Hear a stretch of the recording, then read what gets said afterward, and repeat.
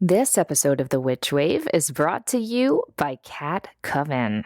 Cat Coven is an online shop for weirdos, witches, and warriors created by Brooklyn-based artist Kirsty Farrett.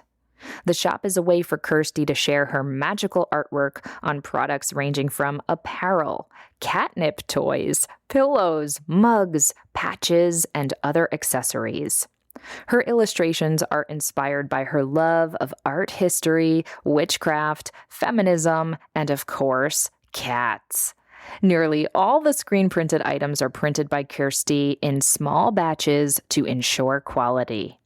Visit the shop at catcoven.com or on Instagram at cat_coven. And Witchwave listeners get 15% off their entire Cat Coven order by using offer code WitchWave15. So pop on over to catcoven.com and use code WitchWave15 for 15% off today. One of my favorite things to do is to attend conferences with like-minded spirits.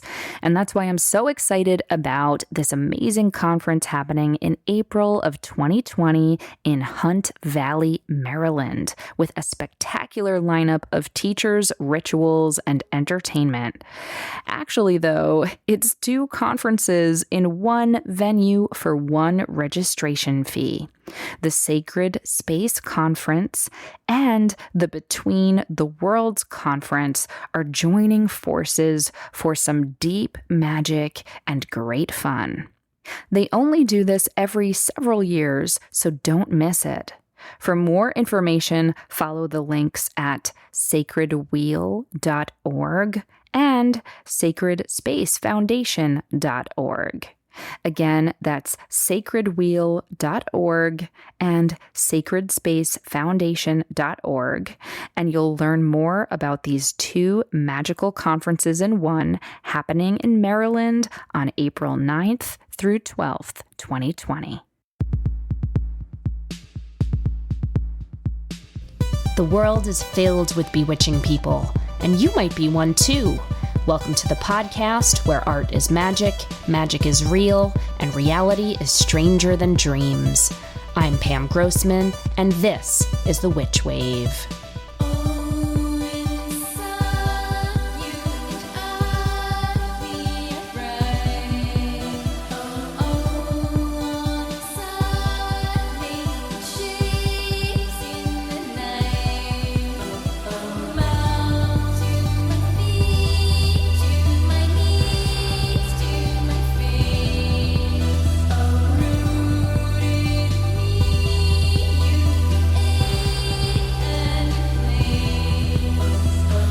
Hello and welcome to the Witch Wave.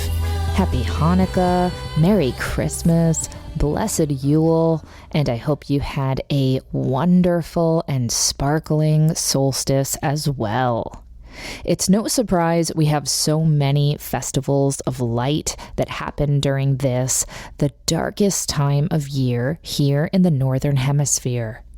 Candles, Yule logs, fairy lights, bonfires.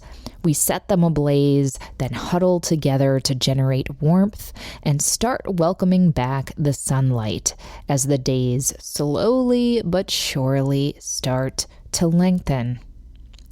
I've been thinking quite a bit about the notion of light in spiritual or New Age circles.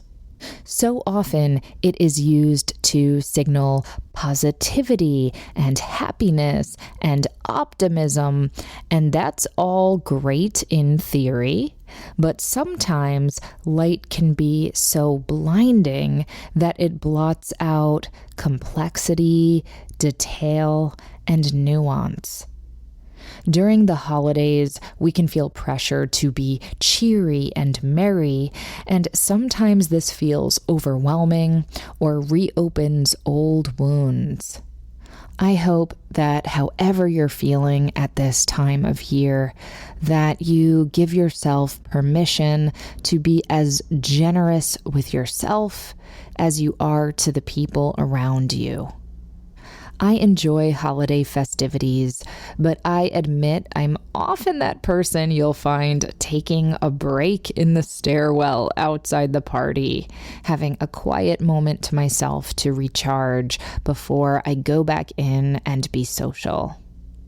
Over the years, it's also become more and more important to me that during these busy days, I prioritize doing ritual, whether alone or with my coven. I say thank you for the year, light some candles, and take some time to turn inward and see in the dark. I love witchcraft because it honors both light and shadow, both day and night. And since we're still in the thick of the darkest month, I feel compelled to share one of my favorite poems that honors the nocturnal side of the self. Sleeping in the Forest by Mary Oliver. I thought the earth remembered me. She took me back so tenderly, arranging her dark skirts, her pockets full of lichens and seeds. I slept as never before, a stone on the riverbed, nothing between me and the white fire of the stars, but my thoughts, and they floated light as moths among the branches of the perfect trees. All night I heard the small kingdoms breathing around me, the insects and the birds who do their work in the darkness. All night I rose and fell as if in water, grappling with a luminous doom. By morning I had vanished at least a dozen times into something better. Now, don't get me wrong, I love light as well, and in these winter weeks, I welcome it. I need it. But I think light is especially valuable when it is used as a tool to bring acknowledgement and attention to the parts of our hearts and our world which have been hidden away due to shame, fear, or injustice. In this way, light is an equalizer, bringing necessary balance and brightness to our lives. Today's guest, Dianca London, is a true light bringer. As a writer, a professor, and a scholar, her work often focuses on spotlighting unsung or undersung figures in history, particularly those who were gifted and bewitching people of color. She also is no stranger to the notion of balance because, as you'll hear, she came from a conservative Christian upbringing and is now a practitioner of witchcraft. And we'll be discussing how she reconciles these two sides of her spiritual self. But before we get to that, first, let's check and see what's come through on the Witchwire. Who is it? Witches! Rose writes, I am a newcomer to my path, so I am still finding my way around my energy and the power I know I have within me. I feel stuck, though, as the past 5 years have been focused on providing support for those around me, and now my own picture is empty. When I imagine my inner landscape, it's pretty barren and dry instead of the lush green garden I would rather be tending. With little to draw on from inside of me, I feel like my magic is ineffective as a result. Are there some rituals that can reestablish my sense of self and refill my empty inner pitcher? Any suggestions are heartily welcome. Hi, Rose. I have a feeling a lot of listeners can relate to your message in general, but especially around this time of year. There's pressure to spend lots of time with family, to spend a lot of money, to expend a lot of energy, to host or visit people, and all at the end of the year when so many of us feel tapped out and tired, and when nature itself is telling us to hibernate and lay fallow for a bit. But I hear you that this is a perennial issue that you've been having, so here's my advice. Rather than lamenting about the lush garden that you can't find within yourself, why not try honoring the magic of the landscape that is there? During the winter, here in the Northeast where I live, nature gives us striking bare branches, snow, and also evergreen trees. My folks moved to Arizona a couple years ago, and I've fallen in love with the desert. I find its stark beauty to feel so magical, and the vast stretches of land bring me a sense of serenity and sacredness. So rather than imagining a withered garden inside of yourself, perhaps you can accept how you're feeling, but reframe it as another sort of terrain. Is this a place you can physically visit, or find a picture of at least? Because you are to go there, whether in person or in your mind, and you are going to make an offering for it. Now, what does that mean, an offering? Well, you can write it a poem, light a candle for it, leave out a beautiful bowl of water for it. Your name is Rose, so perhaps a sprinkling of rose petals or a lovely bouquet would be appropriate. But the idea is that the spirit of this landscape is something that you will visit and tend to and give a bit of your time to on a consistent basis. Even if it's just 30 seconds a day or a week even, that's it. That's all you need to do. Just periodically check in with this landscape and give to its spirit with your actual body and your attention and with real physical materials. And I guarantee you'll start to feel more connected, more grounded, and more nourished with time. Start now and keep going for a season. And let me know how you're doing come spring. I hope by then new seeds will start to sprout, or at least you will come to a place of peace and gratitude for the landscape that's already there. Now, on to my guest. Dianca London is a writer whose articles about witchcraft, literature, and Black occulture have appeared in such places as Vice, Bitch, Glamour, The Washington Post, Shondaland, Self, Nylon, Electric Literature, and so many, many, many more. She is a Kimbilio Fiction Fellow, the former online editor of A Well-Read Black Girl, and the former prose editor of Lit magazine. She also teaches writing at the New School and Pratt Institute, and I truly cannot wait for her memoir, Planning for the Apocalypse, which is forthcoming from Simon Schuster's 37 Inc. On this episode, Dianca discusses the magic of her favorite poetry witches, the ways she sheds light on historical quote-unquote outsiders, and how she integrates Christianity and witchcraft in her spiritual life.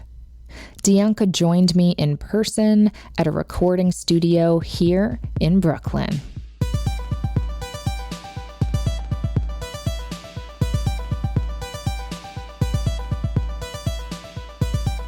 Dianca London, welcome to the Witch Wave. Thanks for having me.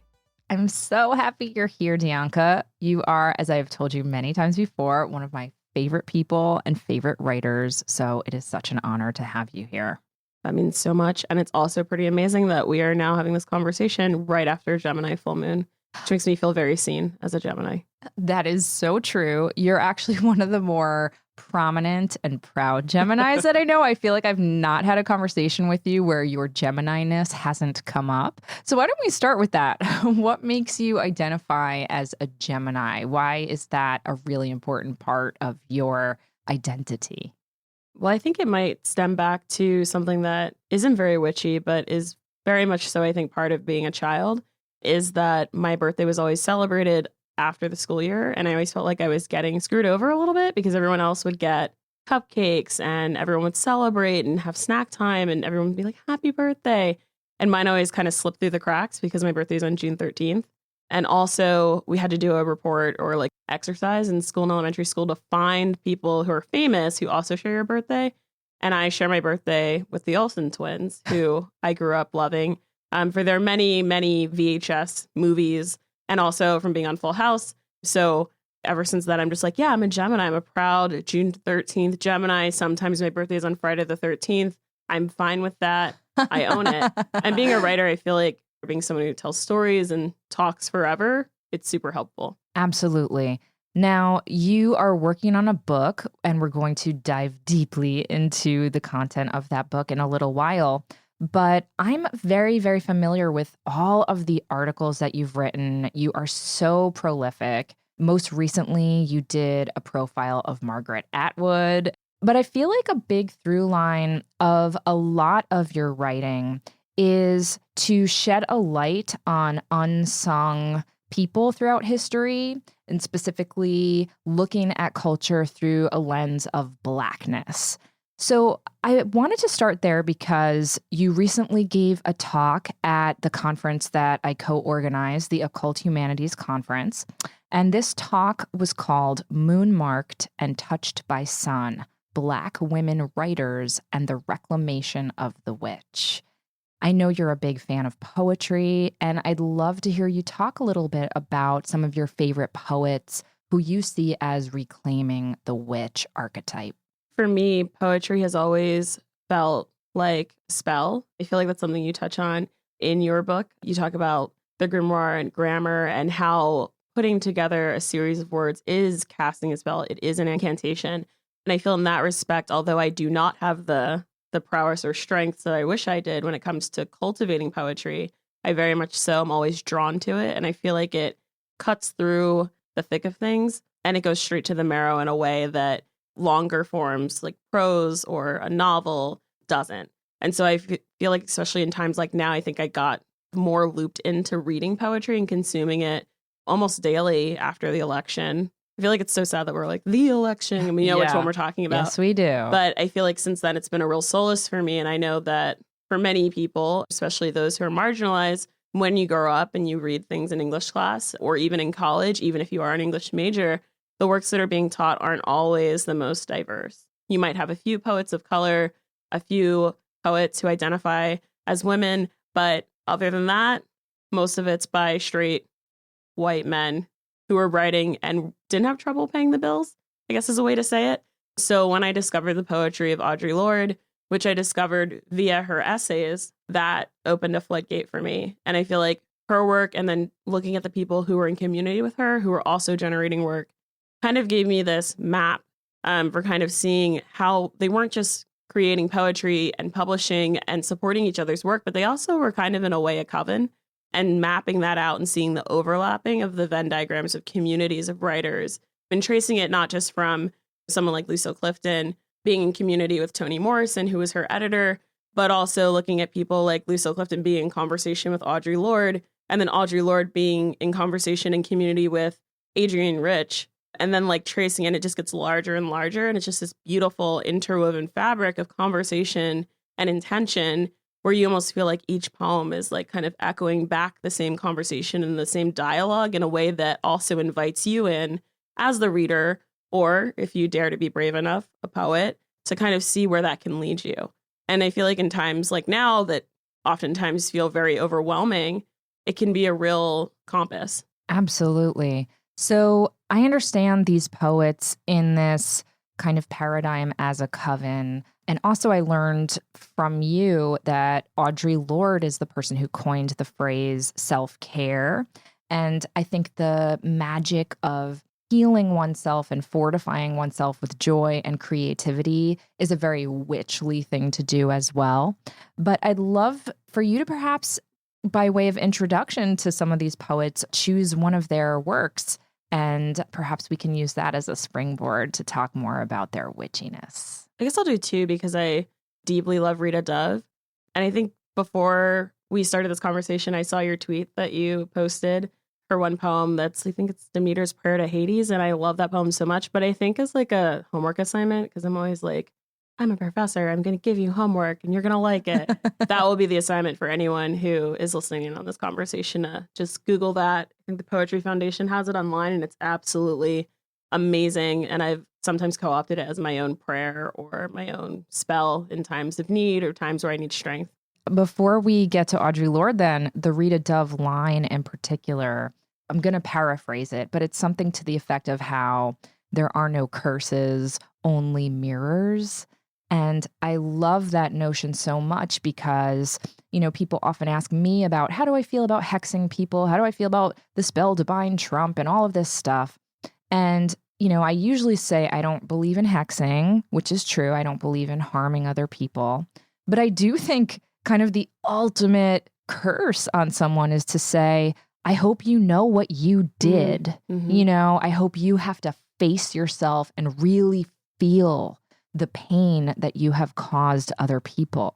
So that is certainly my wish for a lot of the people that are currently in power right now. And I'm so grateful to you for introducing me to that poem. Yeah. And I think it's really amazing thinking about the fact that like Rita Dove was like the national poet laureate. And like right now, Joy Harjo is. And she's like the first woman who's indigenous to occupy that role. And it's just wild to think that before that, there's Tracy K. Smith, who is I think she was like one of the youngest or second youngest or something like that, but also a Black woman who's the poet laureate. So she would have been like the second one, I think, Rita Dove being the first. And it's just like looking at these times where the government is like turning its eye away from the mirror to show what they're doing, what they've done, what they've been doing through generations, that we have these poets who are women, who are witchly, kind of guiding us with this light. And it's just interesting to me that poetry can be so subversive despite the capitalistic nightmare, like white supremacist landscape that we live in. I don't know. I feel like that's like my riff on what Bell Hooks calls, I think she's like a 5-term thing of what she usually refers to America as, but I can't remember what it is because it always makes me so angry. So I'm just like, put it in the back of my mind. But Audre Lorde, I feel like, is someone who I'm always thinking about. And that feels like an easy thing to say right now because I feel like she's kind of come back into a lot of rooms, into a lot of spaces. She's always someone that I feel like her name is coming up in conversations with friends. And also her image and her words have been kind of not necessarily appropriated, but they've been co-opted and wielded in ways that I'm not quite sure she would have been comfortable with or is comfortable with. So I always feel like it's important to remember the origin of her words and the intention behind them. So I guess I'll read A Woman Speaks. And for anyone who's like searching for her poetry, a lot of it is very available in your local libraries. She was a librarian in New York City, so that's an important thing that's part of her legacy that I think people forget as well. To make literature more accessible, you don't always have to go out and buy the book. You can borrow it or find it online. But I found a really nice used copy of the collected poems of Audre Lorde online, and it's wonderful because there's like everything in there, and some of the poems appear more than once because it's every collection. But I feel like there's a nice like kind of extra echo effect that happens when you are sitting on a rainy day or a sunny day and just like sitting with the book and seeing what happens. And it feels very much so like bibliomancy in a way. I love that. Yeah, it's like one of my favorite terms. I'm just like, no, I wasn't an English major. I was someone practicing bibliomancy. Yes. But I'll read A Woman Speaks. The first line of this poem is what I titled the talk that I did at the conference. A woman speaks. Moon marked and touched by sun, my magic is unwritten, but when the sea turns back, it will leave my shape behind. I seek no favor, untouched by blood, unrelenting as the curse of love, permanent as my errors, or my pride. I do not mix love with pity, nor hate with scorn. And if you would know me, look into the entrails of Uranus, where the restless oceans pound. I do not dwell within my birth, nor my divinities, who am ageless and half-grown, and still seeking my sisters, witches, and Dahomey, wear me inside their coiled clothes, as our mother did, mourning. I have been woman for a long time. Beware my smile. I am treacherous with old magic, and the noon's new fury. With all your wide futures promised, I am woman and not white. Gorgeous. That's one of my favorites of hers. And if I'm not mistaken, that's from her collection Black Unicorn. Is that right? I believe so. Yes. Awesome. And I think it's maybe the second poem in that collection. So when you are reading a poem like that, whether to yourself or aloud, what does it evoke for you? I feel like for me, a lot of times I am a person like many who grapples with anxiety on a daily basis. Oftentimes I think poetry calms me down because it almost feels like tarot in a way, where it gives me images, metaphors, archetypes, hints of color that can kind of just re-ground me, or also allow for me to project what I do know I feel onto something and see where it falls and kind of follow it from there. So I feel like with that poem especially, I feel like for me, it could be maybe one day I look at it and one stanza hits a different way than it did before, or maybe like a verse or two. Maybe if I look at the whole thing, one verse over another is what I really want to zoom in on. So I feel like sometimes a poem can have poems inside of it in that way. And I feel like all the poets out there are probably like, no, that is not how it works. There are rules. We want it to be read fully. But I feel like I've always been a fan of returning to any text in any genre and just zooming in on one small piece and seeing what it teaches me, or seeing what it can reteach me. And I feel like that definitely comes from, for better or worse, from my history of like growing up in the church, growing up in a like very fundamentalist Baptist background, but then also on the other side of that, like a charismatic, like Black church kind of situation. I don't even know like the terminology because we hopped around a lot in terms of denominations, but paying attention to a holy script, which in the Christian tradition is the scripture, right? The Bible. And then like going in and looking at a verse, looking at the first part, looking at the second part. And I feel like having done that from such an early age, although there were ways that I definitely feel like that damaged me and damaged part of my psyche and my spirit, there was something about the way navigating a text and looking at it from all different sides that I feel like definitely like sparked something in me that I've kind of attributed to all the things that I take in terms of text, whether that's like a film or a poem or a novel or a JSTOR article. I really enjoy going and looking at like different interviews that my favorite authors have given, especially like from the 70s and like the 80s, where people weren't in the room telling them not to say certain things. So they get a little spicy, and those things are fun to look at because you can kind of see different sides of who they are outside of the context of a poem, and kind of bringing that in to kind of breathe deeper insight into it, or just to kind of get a deeper sense of their embodiment and like the things that shaped them into conjuring the words that they did put on the page. I really, really love that. I often think of examining artwork as being a kind of archaeologist. You're sort of excavating all these different layers of sediment and finding these little treasures beneath. I'm curious, so when you were a student in school and you were discovering the works of Audre Lorde, was there something that you sensed was inherently kind of magical about her? I feel like I discovered Audre Lorde's work a little late, I would say. But given where I'm from like a hybrid of rural and suburban area in Pennsylvania. So I'm always so grateful and so in awe of how I became the person that I am and how I'm still becoming the person I am and will be. But I started looking at her work in I think it was like a women's rhetoric course that I was taking when I was studying for my master's in humanities. And we were looking at different speeches by women. So we also were looking at their essays, and we were looking at Adrienne Rich. So then we went to Audre Lorde, since they were two people that were in community and collaboration with each other. And that's the first time where I like discovered that like anger and speaking out and letting people know what you feel is important. The idea that silence can suffocate you and that you're not going to survive if you stay silent. So I feel like the fact that Audre Lorde like examines that and like turns that on its many sides in so many of her essays in Sister Outsider, that was when I realized that there was something about her that kind of like got underneath my skin. I think it's very inherently witchy or witchly to be a person who is going to speak power to truth, or truth to power rather, or maybe even power to truth. I don't know. Maybe it can go both ways, because I feel like sometimes people know the truth, but they don't want to evoke their power or wield it. And when I discovered her work, I was one of 2 people of color in a classroom that was very small.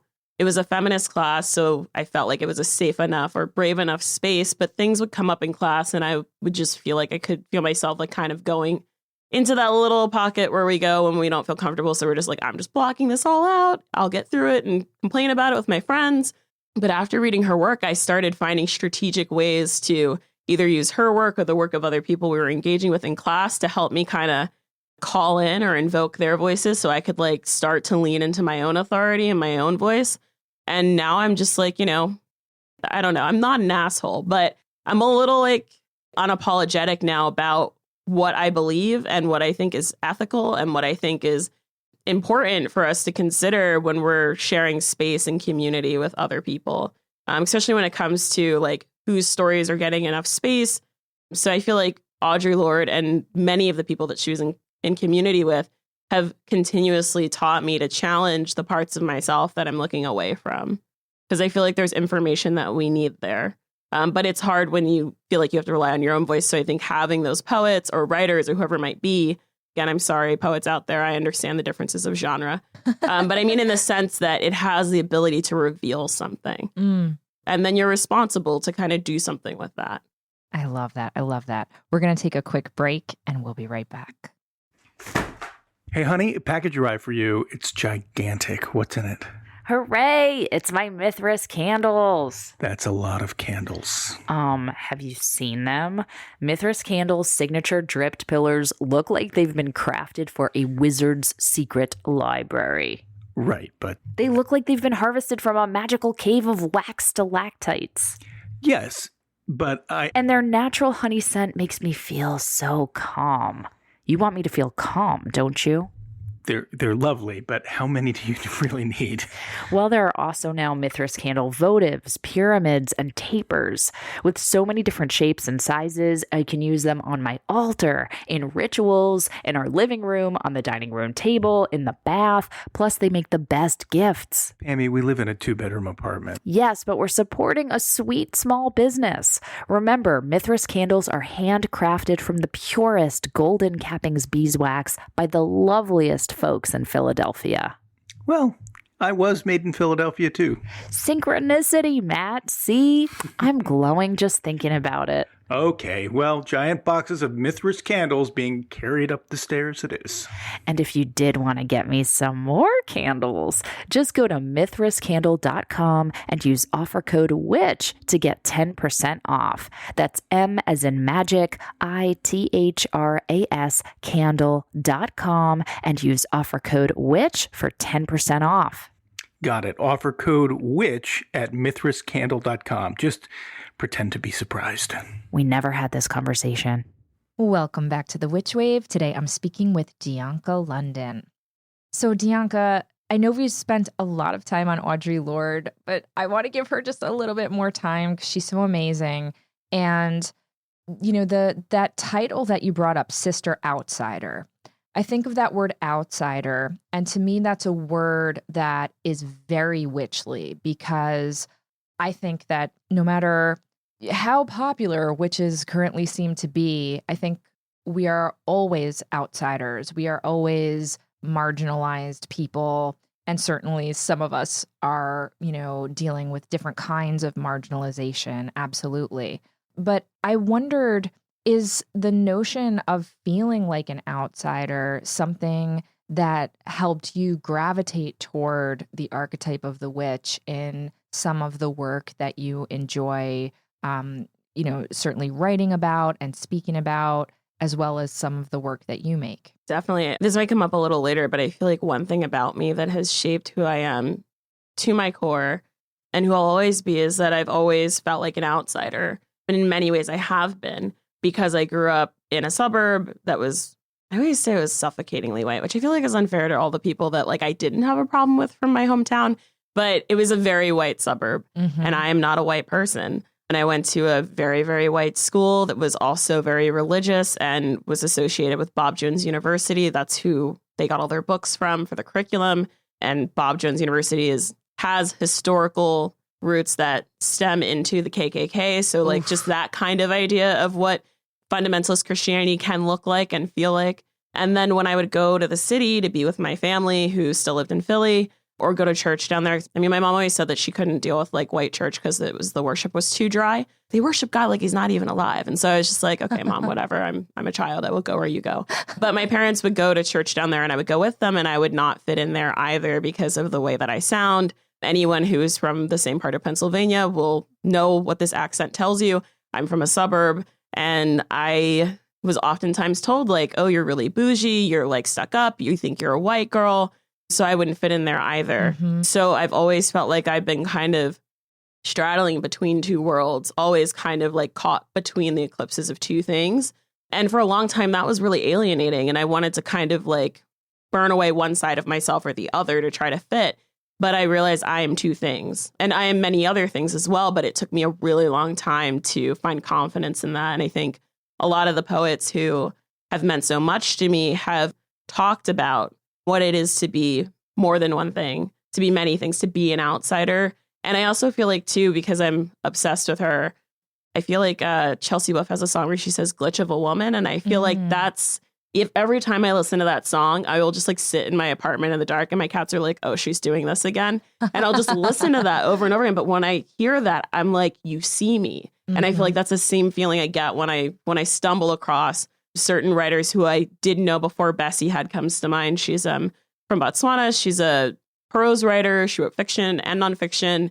But all the poets and all the writers who kind of live in me and with me, I feel like it's really amazing to realize that you have these other voices with you, which kind of makes me think of like this new way of looking at ancestors, right? Like I have my ancestors, like my blood relatives, other folks who were just like aunties and aunties who weren't related by blood, who might have passed over, who care about me and are hopefully making sure I'm not walking into traffic while I'm texting.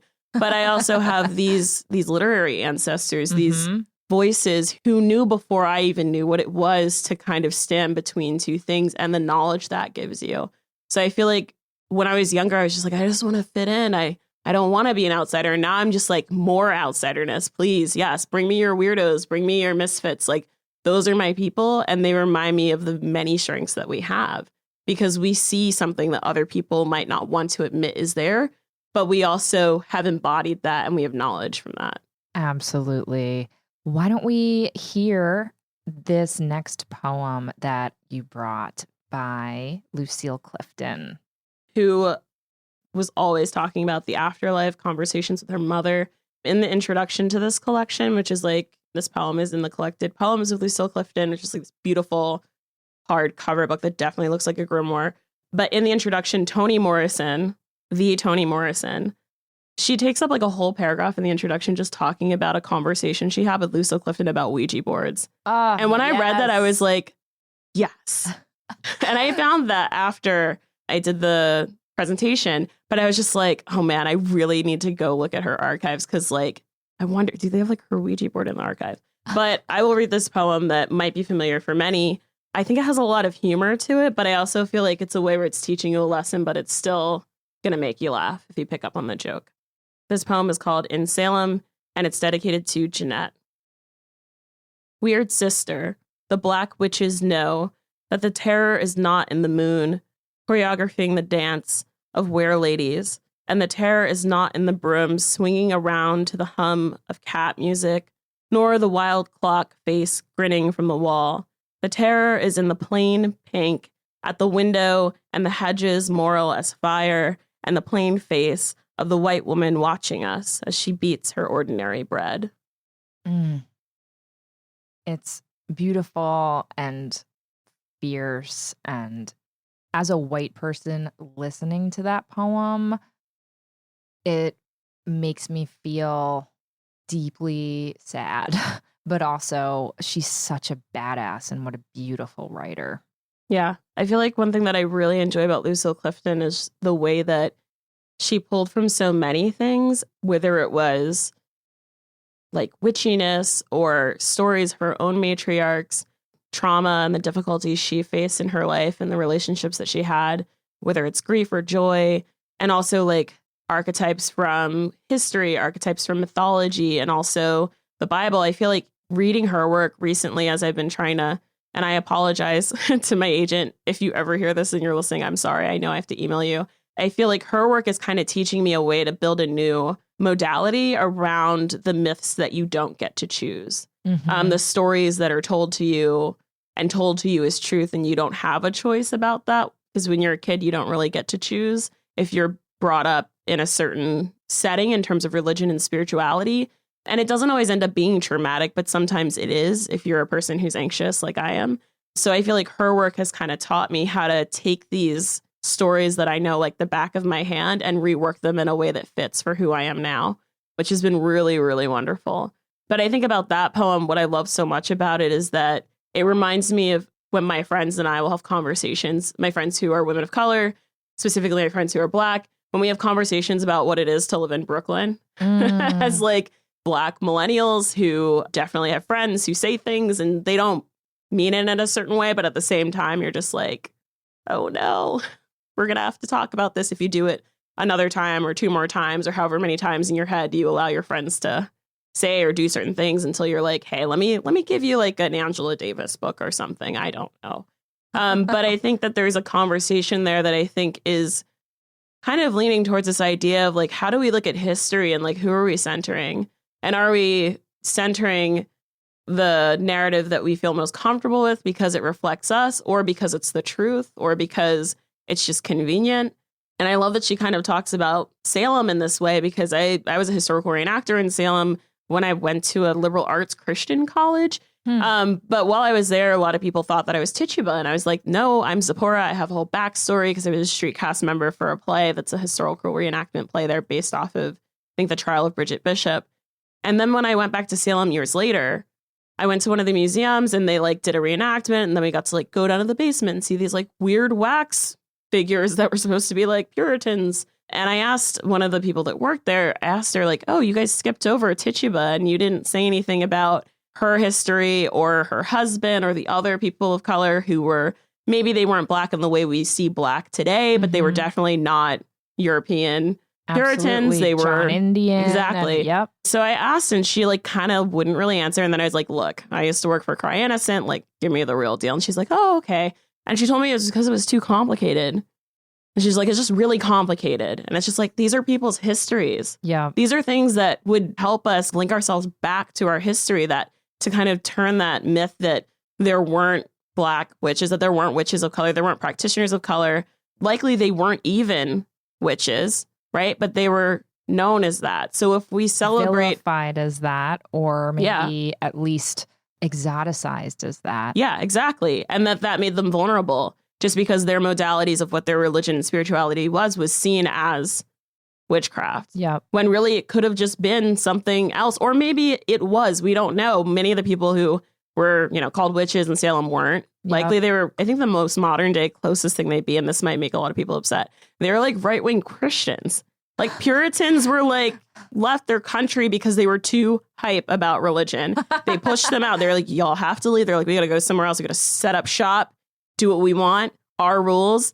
And so I just feel like skipping over that history of what it meant to be a person of color in that colonized space, to be a slave in that colonized space. Because I think a lot of people like to say like, oh, it was, Tituba was she was a slave. Exactly. The other people were slaves. And we need to reckon with that history. And so I feel like, to me, this poem kind of says, like, how are the ways that we're still failing to pay homage to those people whose stories were squished down or omitted or redacted or left on the shelf because it was too difficult? What's languishing in an archive somewhere because people don't want to look at it and like reckon with it? And for me, as a person of color living in 2019, soon to be 2020, it's really hard to be at peace with that and just be like, oh, okay, it was complicated. And it makes me think, like, if I don't use my voice and if we don't use our voices, how will people look back on this time and say, oh, this person did this thing, but it's too complicated, so we'll just leave it out. Absolutely. One of my favorite examples of you shining that light on history is a piece that you wrote for Shondaland called Holy Spirits, the Power and Legacy of America's Female Spiritualists. And in that piece, you talk about specifically Black women who were spiritualists and mediums and, you know, women who were talking to the dead and who were leaders in this space who often aren't either talked about in that context or whose names, frankly, I hadn't heard before. You know, certainly Sojourner Truth I was familiar with, but Rebecca Cox Jackson, Harriet Jacobs, Harriet E. Wilson, these are names that I confess were totally new to me until you wrote that article. So I'd love to hear about how you discovered them. So that goes back to grad school again. And I feel like we had that one exchange in our one Instagram like chat where everyone was like sending like pictures of everyone when we were like little kids dressed up as witches. And it's just like sometimes like there's things about when you look back at your childhood or like who you were like 20 years ago, 10 years ago, you're like, yeah, I was definitely already like kind of starting moving towards manifesting and embracing that identity. And this was one of those moments. I was in grad school. We were reading Arnig, which is written by Harriet E. Wilson. And it's like an autobiographical novel, but it's like an exploration of like, what is it to be a slave and then to be a free Black person in the North instead of the South? Because a lot of people were like writing these like abolitionist texts kind of showing the ugly, well, I mean, is there a non-ugly side to slavery? I don't know. But they were showing like why they need to get rid of it. Right. And so this book was trying to say like the North has its problems too, which I think is a thing to remember in our current times. Like we have our issues in the North as well. Everything is not as liberal and easygoing and inclusive as we like to think, even here in New York City. Here in New York, yeah, is it the most segregated school system, or certainly one of them? Definitely public school system in the whole country. Exactly, and also I feel bad for not remembering exactly the percentage, but I think they do this every year. But they did a study recently to see how diverse the texts that students are being given in New York high schools and elementary schools. What are they being taught? And the majority of the things they're being taught are white texts.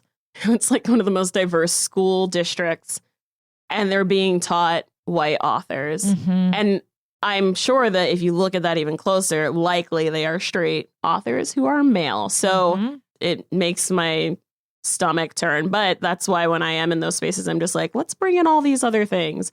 But in regards to these women and their histories, I was just a grad student. I read Arnig. I was kind of like annoyed. I was like, I'm the only Black person in here. I feel like everyone keeps staring at me while we're reading this, as if I was alive during this time to tell them what the experience was. How was that for you, Dianca? Yeah, it's like, well, you know, I can't remember. I'm so old now. But while we were reading it, I feel like there were things that I was really impressed by with Wilson's work, that she was one of the first Black person to publish a novel. And then I was just like, I want to know more about her, because I was fascinated with like this idea of, again, being an outsider, being someone who is not like the others or stuck between many communities or just doing things that aren't supposedly allowed for people like you to do. So I was just like kind of obsessed with her. And when we were given the option to like write an essay, engaging with the text, I was kind of obsessed with the idea of what it means for a person who's marginalized to be the first to tell their story and how they navigate that. And I was hitting a wall with research. And so my professor, who I thought did not even, he never said my name right. And so I didn't really like vibe with him that much. And so I didn't really felt like he saw me as a person. But that's also coming from like being a person who grew up like in certain educational settings. I'm just used to people being like, we don't really know what to do with you. So as long as you don't burn down the place, you can just sit here and read and we'll grade your work. But we don't really know about you because you're confusing to us because you're not what we think Black people should be. And so I was really surprised when this professor actually emailed me an article that he found on JSTOR. I love JSTOR. But he sent me an article about Harriet E. Wilson being a part of spiritualism and that she was a spiritualist. She was a trance lecturer. She also sold her own little like concoctions. And she also was a huge advocate for children's rights in terms of working, because at that time, children were like working in factories and it was like a horrible situation. And she was like, no, they shouldn't be in these settings. She was obviously fighting for abolition and fighting for integrating communities and working together. And she was also one of the first people to have a school setting that was integrated. She started a little like kind of spiritualist Sunday school that then sometimes would have other classes for the kids to come and like learn to read. And they would like read like different little pieces of work that might be about spirit guides. I'm just like, how did this even happen? Like, is this 2019 or is this like the turn of the century? But then things happened where she ran into folks who were just like, oh, this is getting a lot of buzz. We're cool with it because you're our fam and our friend. But the other folks who are part of the spiritualist community, who are the higher ups, they don't feel comfortable about a Black woman teaching and being the person who's like kind of running the school. And so she was demoted and like given a different role, which still happens today. Yep. This is not the same thing at all, but it makes me think about like how the Me Too movement existed prior to the big moment that it quote unquote blew up. And it's brought about so much good and it's shined so much light on things that needed to be dealt with and confronted. But it began because a woman of color started it. And people know that, but do they really know that? Like, how many times do we see her name, right? How many times do we see all these other movements that have started from more marginalized communities, or if a marginalized person's at the forefront, what it only becomes valid. It almost feels like gentrification of like modalities of activism or spirituality, where it's just like, it's only valuable when the person who's like at the front of it is a white person. Well, this is making me think of all the parallels that are happening in the witchcraft community today, because there are still so many people, myself included, who are getting, you know, some amount of attention. And it's a lot of white ladies, right? And a lot of the witches in pop culture are still so often depicted as white. But as we know, there's just a big problem of cultural appropriation happening in our community, where white folks are borrowing, quote unquote, from different African diaspora traditions without understanding them or crediting them or being sensitive to it. But also, just one of the things that I really appreciate about our coven and about our New York City witch family is how diverse it is. And I know that that is not true of a lot of quote unquote witch spaces and witch conversations. It's certainly something that I'm trying to shine a light on as much as I'm able to with my platforms. And it's something that I hope listeners who are white will be more mindful of too, because the witchcraft movement is not just about white people. It can't be, and it shouldn't be. Yeah, I definitely feel like that's something that anecdote from history taught me. But it also, I feel like in going back to the Shondaland article, and I had to like kind of dig a little deeper and find more women, that was a moment where I like kind of got to see another side of Sojourner Truth that I didn't know existed. And like, instead of like the image that we get from that one like beautiful portrait of her like sitting, where she's like, you know, you sell the shadow to support the substance or something along those lines. Which is such a witchy I know that phrase. is like, I'm like, she is definitely clearly a witch. But I think with her, like, looking at the connection between the Anabaptist movement, so we're talking about like Quakers, Shakers.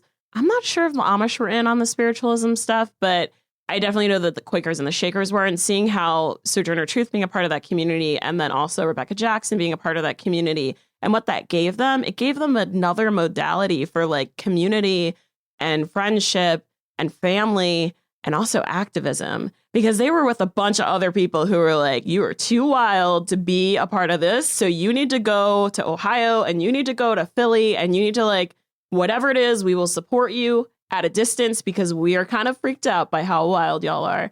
And I think that's so cool, because I think even now, like, I remember when the election happened and everyone's like, protesting and like going to marches is the new brunch. And like, I don't know how long that lasted, but I didn't partake in it because I had gone to Black Lives Matter marches where I was literally pushed out of the way by like non-POCs. And I felt decentered at a Black Lives Matter march. And my friend and I were just like, yeah, this isn't for us. We're going to like go home and like listen to emo and like eat cheese and just like hang out and like support each other and maybe paint our nails or something, because this doesn't work.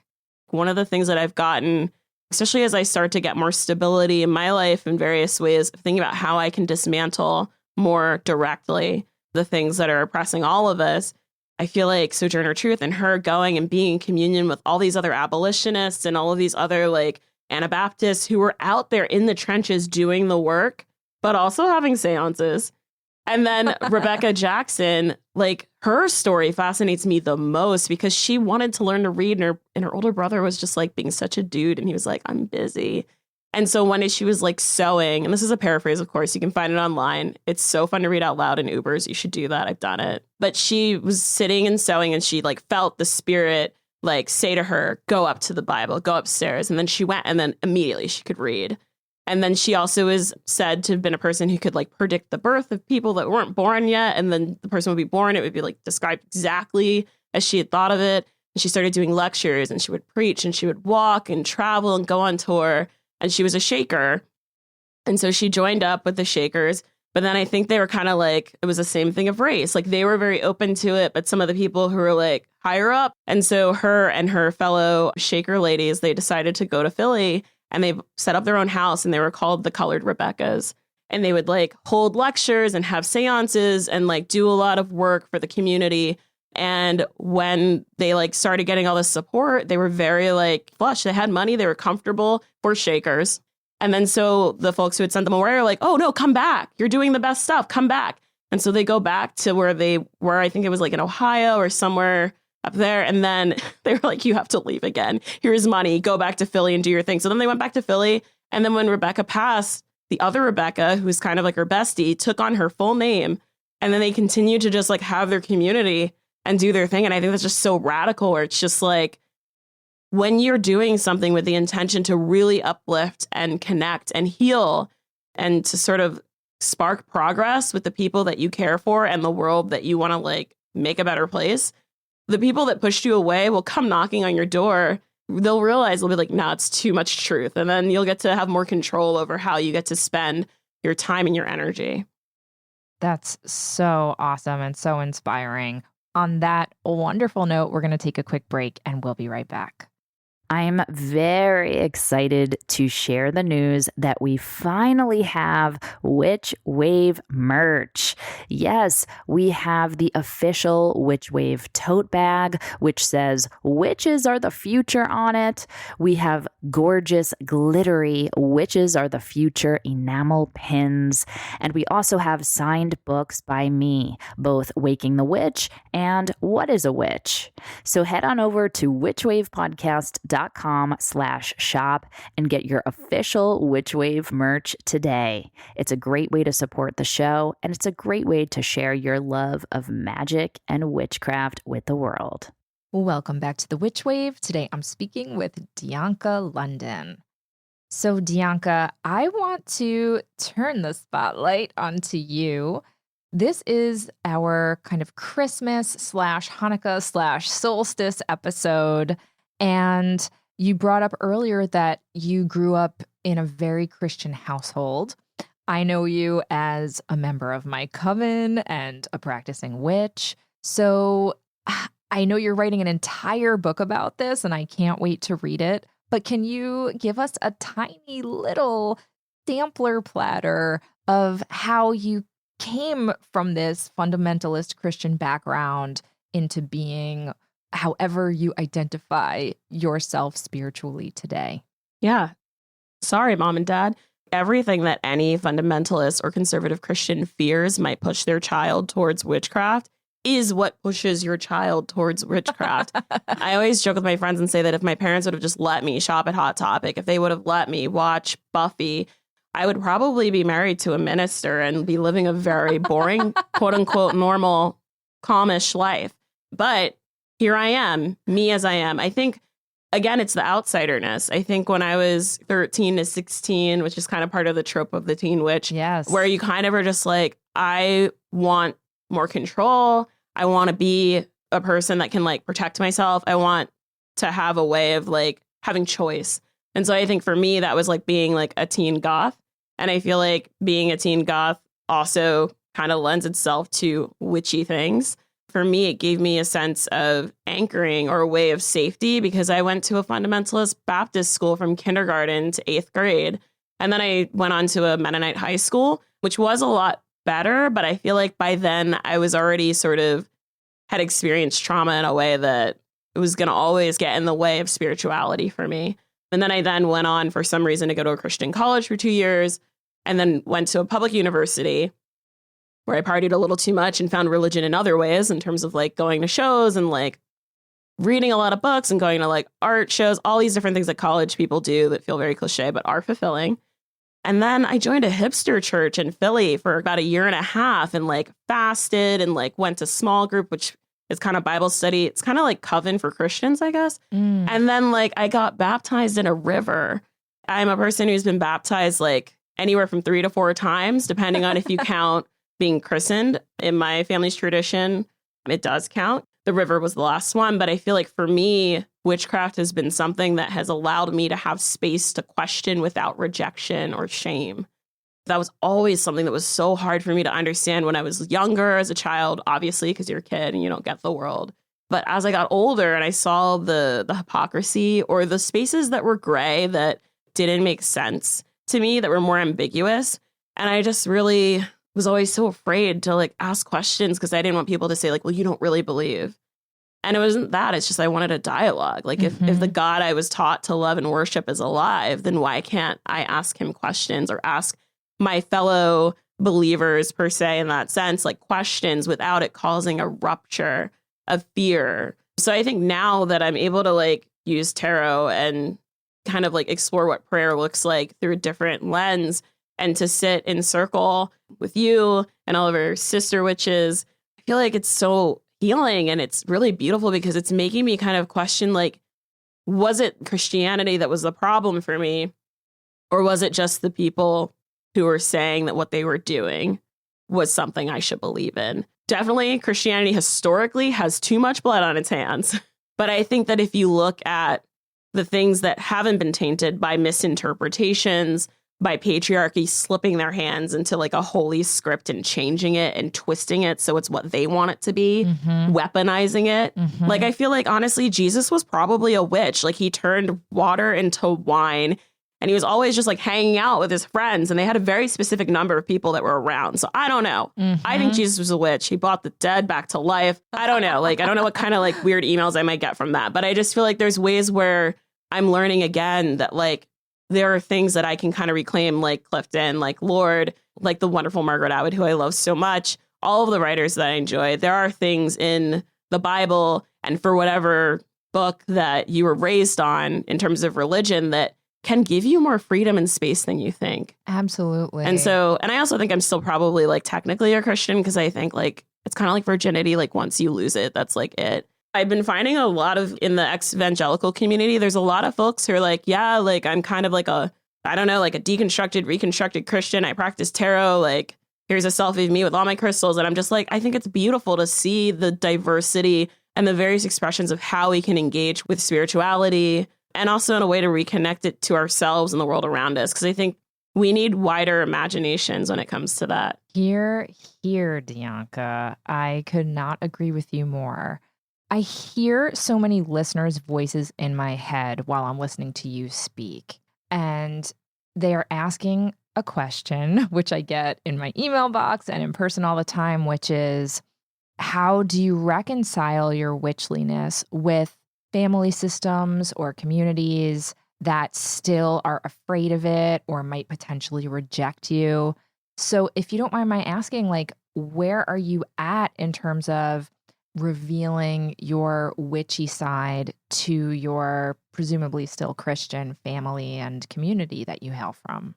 I guess the community that I interact with that is still Christian or Christian adjacent, they're just as witchy as I am. Like I had a conversation with a wonderful friend whose book I adore so much, Adrienne Shirk. She invited me to her church a few days ago, like maybe sometime last week. And I think she's super witchy. We've talked at great length about shakers and like tarot and like utopias and different ways of looking at the world and how to kind of crack open the myth and like live the real juicy abundance that you can get out of thinking outside of the box. So I feel like there's ways in which I almost feel like I've lied to myself about how much space there is for witchiness within the sort of traditions that I came up with and also the traditions that I've inherited. I feel like one thing that's interesting is that like obviously my parents likely, if they hear this, will probably be like, what is she talking about? Why is she this way? Like But I also feel like my mom believes in laying on of hands. Like she's definitely like known things that I don't know why she knew them. So, Yeah. and I feel like my grandmother and my great grandmother and like all the women in my family have that as well. I don't know like how they would reckon with that, but I feel like parents know things about you without like outwardly being like, they've seen the articles that I've written. I think they know, but I always feel like I underestimate how people love you. And I know that they probably aren't happy about some of the things that I do or how I act. But, you know, I think that there's an understanding that like I do at my core believe in what is good and what is important and the things that really help cultivate connection between people in a meaningful way. So I feel like my own weird golden rule, like those things are still in me, but I feel like just the way that I approach prayer and worship, I feel like my parents already know, but I haven't told them, which is like terrible, but I'm definitely trying to kind of like give myself space to enjoy something and navigate it without having to defend it. Because I feel like that then would just be folding back into the old traumas of what kind of made Christianity so difficult for me to navigate as a child and a teenager and a young adult. I want space to not know. I love that. And that's one of the things that I personally love about witchcraft is it honors mystery. It doesn't pretend to have all the answers. And it sounds to me like that's an element to it that you really gravitate towards as well and really appreciate too. Definitely. Yeah. So, Dianca, bearing in mind that this is our holiday show, I know that you talk about the apocalypse a lot. Your forthcoming book is called Planning for the Apocalypse, Meditations on Faith and Being the Only Black Girl at Your Party.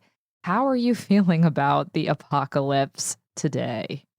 That's like a good question that I should ask myself every morning. We can make a calendar maybe. Is it something you're literally afraid of and thinking about? Is that actually something? No, yeah, it is. It's sad. It's weird. It's not strange, though, for someone of my background. And I feel like I have to say, like, especially for any listeners who grew up very Christian or grew up very kind of like immersed in a very particular fundamentalist structure, popping around on the internet, I stumbled on like Evangelical, which is a podcast. And there's like a whole community of people who are like kind of deconstructing from that way of thinking. And I feel like hearing other people say like, yeah, I grew up afraid that I would come into the kitchen and my parents would be gone and they'd just be like piles of clothes because the biblical rapture had happened, which is when Christ comes and takes the church to heaven. And then the apocalypse happens and there's like the horsemen of the apocalypse. And then I thought that I was over that fear and that it had just become like a metaphor. But hearing all these things all the time online where people are just like, oh, it's the end of the world. It's the end of days. It's the apocalypse. It always kind of makes me be like, oh, this is maybe just part of like our fear of change and what it means to go from one cycle into another. But then the other day I was listening to WNYC and my Wi-Fi got spotty and it dropped. I was like, what happened? Did the apocalypse happen? And I like ran to my computer and then I ran to the window and I was just like, I need to talk to my therapist about this because it is something that I still fear. But I think that also it's very human to fear cataclysmic change. Well, and especially, I assume you were taught about this at a very young age, that it was literally a thing that is going to happen. And I also assume that you've lived through moments, you know, wasn't the apocalypse supposed to come in like Y2K? Yeah, and you've lived through that and you see it didn't happen. But I'm sure it's hard to unlearn that when this is a message that you've gotten from a young age. Do you feel like witchcraft is helping you navigate some of those fears? I think it is because I think, again, this is like maybe this is also sponsored by tarot. But like with tarot, I've like been dabbling around with it since I moved to New York, which sounds like a very cliche thing for a transplant millennial to say, but I'll own that. But realizing that when you cycle through and you've like had growth and you've worked with each card or certain cards keep popping up and then you get to go to the next one and then like it goes all the way back around. It's a cycle that leads to something else. And I feel like there's a way where it's like, it's not so much a cutoff or a complete ending or an erasure of everything that came before, but more of an invitation into like finding new stories, that learning how to banish linearity and to embrace things that are just like folding in on itself, things where you can't predict where it will go. And that a new beginning isn't necessarily a hard ending that's going to be getting rid of everything who you were before and everything that you know, but it's just another layer. So I feel like in that way, like witchcraft has been super helpful. Apocalypse just means that it's a moment of like ending that leads to another change and a new beginning. There's like my new favorite catchphrase of telling my friends, I'm like, every day is an apocalypse, but not always in a bad way. Well, Dianca, we are almost at the end of time, not the end of days, hopefully. So we didn't get to Margaret Atwood, but she has gotten lots of attention already. So just a quick plug, everyone should read your profile that you wrote in Glamour magazine about her and the interview you did with her. Yeah, when I interviewed her at the very last moment before we hung up, I asked her about her thoughts on the apocalypse because I'm just obsessed with that and obsessed with hers. I'm like, this seems perfect. She was like, the problem is linearity. Like when you think that time is linear, that a story is linear, there's always going to be an ending. There will always be an apocalypse. But when you don't look at it as linear, then it's just beginnings. Absolutely. Dianca, before we go, where can people find you and your incredible writing? So you could probably just Google my name, Dianca London. It's spelled like Bianca, but with a D. Or you could follow me on Twitter at Dianca London. And then my Instagram is a little difficult to find because I, as problematic as he might be, love Morrissey and the Smiths. So my Instagram is GRRRRL, Afraid. So it's Girl Afraid without an I and an extra R as in Riot Girl. Awesome. Yeah. Awesome. So I think that is an excellent place to end, especially given that we are about to have a new year. And so it's a time of new beginnings and new intentions. And I always get very reflective at the end of a year and look back and think about what I'm grateful for. And Dianca, I am so grateful for you and your friendship, your scholarship, and the ways in which you're conjuring your own very special magic in the world. So thank you so much for being here. Yeah, thank you for having me. And I feel equally the same way about you. That's it for the show. Thank you again to Dianca London for her brilliant wordcraft and witchcraft. Do you have questions, feedback, need some witchly advice, or just want to share something magical that happened to you recently? Drop us an email at witchwavepodcast@gmail.com. We'd love to hear from you, and you just might make it on the Witch Wire. The Witch Wave is produced, written, and recorded by me, Pam Grossman. This episode was edited by Rachel Jacobs. Thank you, Rachel, and myself. Our theme music is the song Hand and I by Lycanthia. Special thanks go to Matt Freeman, Lara Antal, and Chiquita Pascal. You can check out information about this and other episodes on our website, and now you can buy Witchwave merch at witchwavepodcast.com. Please subscribe to us on Apple Podcasts and give us lots of sparkly stars. It really does make a huge difference and helps other people find the show. You can follow us on Twitter, Instagram, and Facebook at WitchWavePod, and you can check out my witch emoji for iPhone by going to witchemoji.com or downloading it in the App Store. And please consider grabbing my book, Waking the Witch, which is available everywhere now. Thank you so much for listening. Witches are the future. I'll catch you next time on The Witch Wave.